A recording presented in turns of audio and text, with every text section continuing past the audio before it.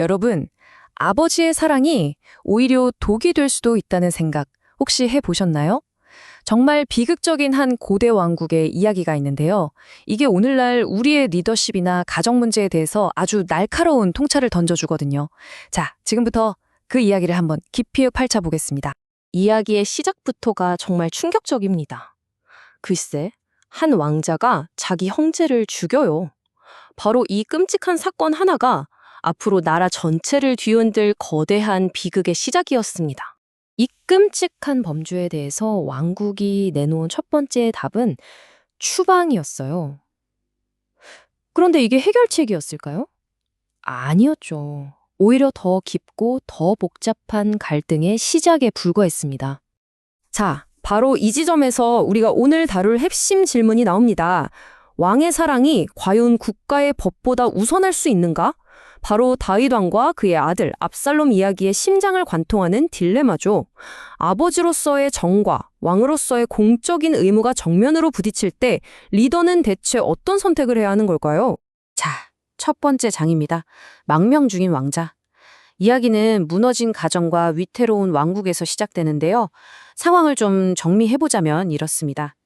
압살롬 왕자는 자기 이복형 암논을 죽인 죄로 나라 밖으로 쫓겨나 망명 생활을 하고 있고요.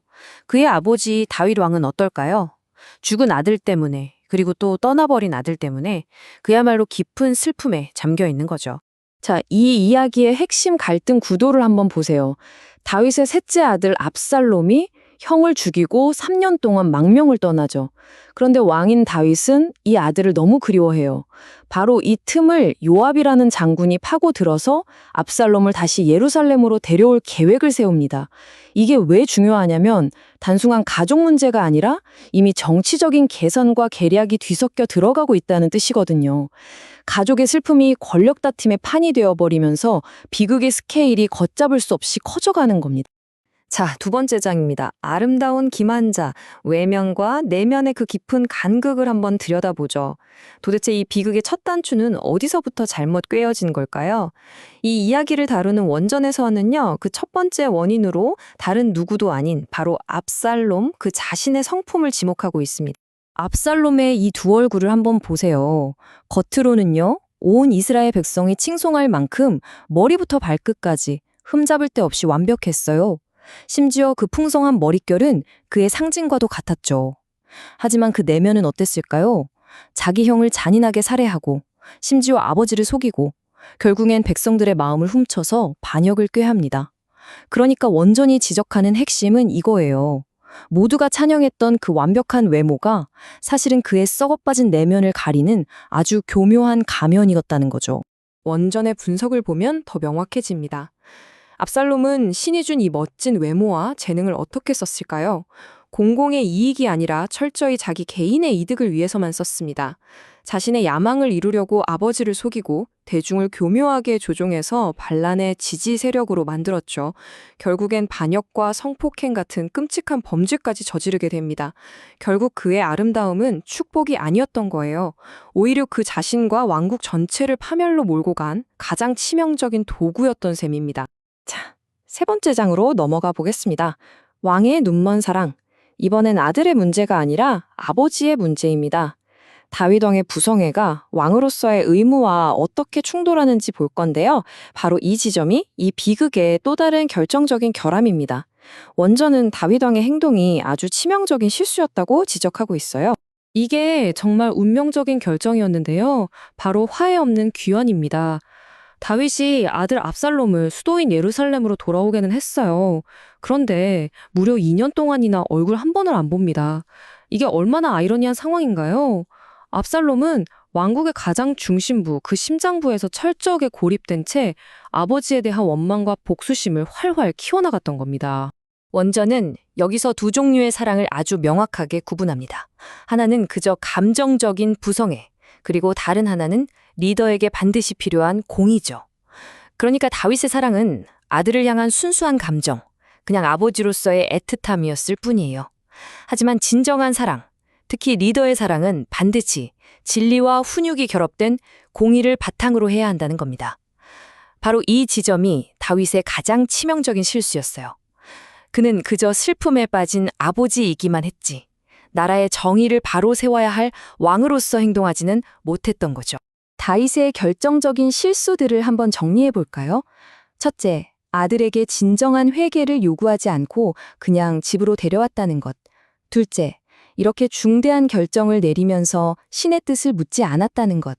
셋째, 아들이 돌아왔는데도 제대로 훈육하거나 올바른 길로 이끌지 못했다는 겁니다.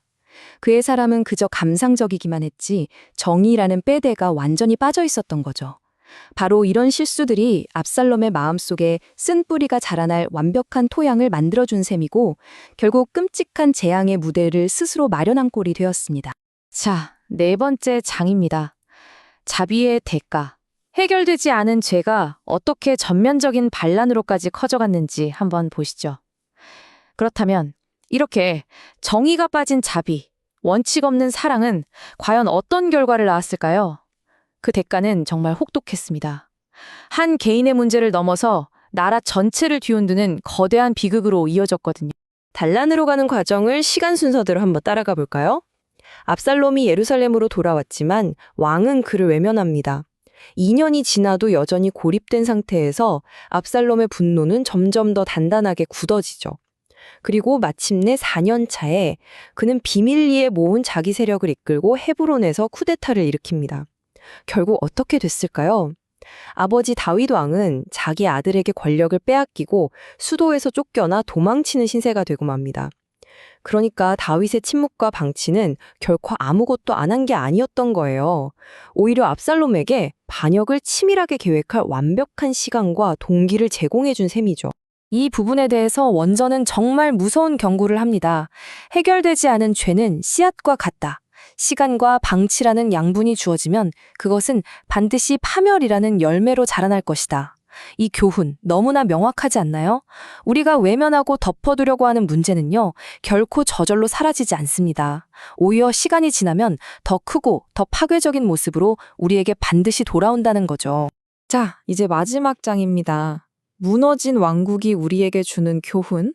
이 수천 년 전의 비극적인 이야기가 과연 오늘을 살아가는 우리에게 리더십과 사랑에 대해 무엇을 가르쳐 주는지 한번 정리해 보겠습니다. 이 이야기에서 우리가 얻을 수 있는 시대를 초월하는 두 가지 교훈이 있습니다. 첫째, 겉모습에 속지 말라는 겁니다. 진정한 인격은 화려한 외면이 아니라 그보다 훨씬 깊은 곳에 있다는 것. 그리고 둘째, 사랑과 정의의 균형을 맞추라는 겁니다. 진정한 사랑은 그저 모든 걸 허용하고 방임하는 게 아니라 때로는 아프더라도 이끌어주고 바로잡아주는 것이라는 거죠. 이 두 가지는 부모든 리더든 아니면 그냥 한 개인으로서든 우리 모두에게 여전히 너무나 중요한 원칙입니다. 그래서 이 이야기는 마지막으로 우리 자신에게 이런 질문을 던지게 만듭니다. 나의 리더십, 그리고 나의 사랑 속에서 나는 혹시 정의를 잊고 있지는 않은가? 내가 베푸는 따뜻한 마음, 그 동정심이 혹시 모든 것을 망가뜨릴 수 있는 위험한 맹점이 되고 있는 것은 아닌가 하고 말이죠.